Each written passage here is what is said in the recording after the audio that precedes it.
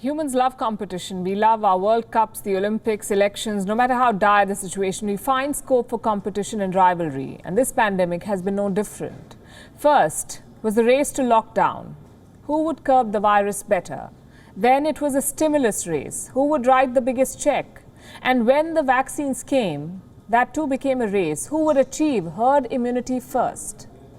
Take Sputnik 5, for instance. It was registered in August 2020, months before vaccines were approved in the West. And that's how Russia is marketing Sputnik, as the first registered vaccine for the Wuhan virus. Same in the United States. When Donald Trump was president, he doubled up as a cheerleader for vaccine makers. It did not matter what Pfizer or Moderna said. The former US president was making his own deadlines. It was about prestige, about racing ahead of rivals, pandemic or not. Geopolitical competition was very much alive. And pharma companies were more than willing to oblige. Last year, they got government endorsements. A kind of vaccine nationalism was picking up. In the West, Sputnik 5 was widely condemned. It was declared a quack vaccine. But as of today, Sputnik has been approved in Argentina, Belarus, Slovakia, Hungary, Iran, and the UAE. Even the European Union is considering emergency use authorization. How times change. A similar episode played out in India. Covaxin, developed by Bharat Biotech, was granted approval by the government. It was immediately dubbed vaccine nationalism, a case of the Indian government backing an Indian vaccine. Until now, 5.5 million Covaxin doses have been administered. Prime Minister Narendra Modi himself took it. The bottom line is, a vaccine is a vaccine. As long as it keeps the virus at bay, it doesn't matter. It should not matter who manufactures it or which country supports it. But try telling that to China. Beijing has unveiled a new visa policy.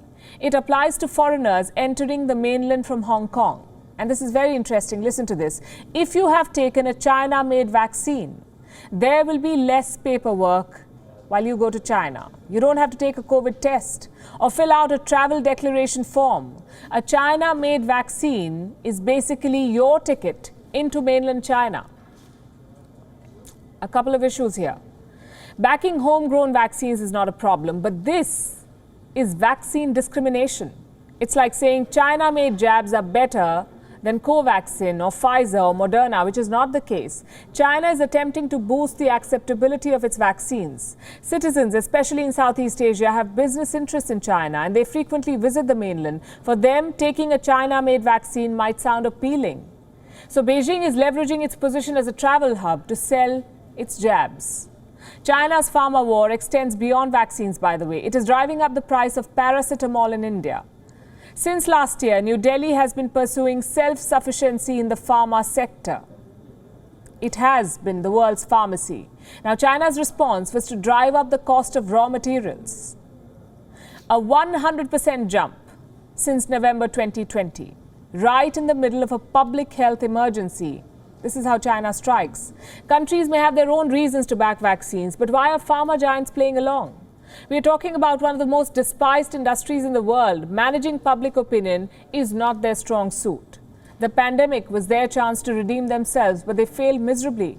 Pharma companies supplied more than 50% of their doses to just 16% of the world population.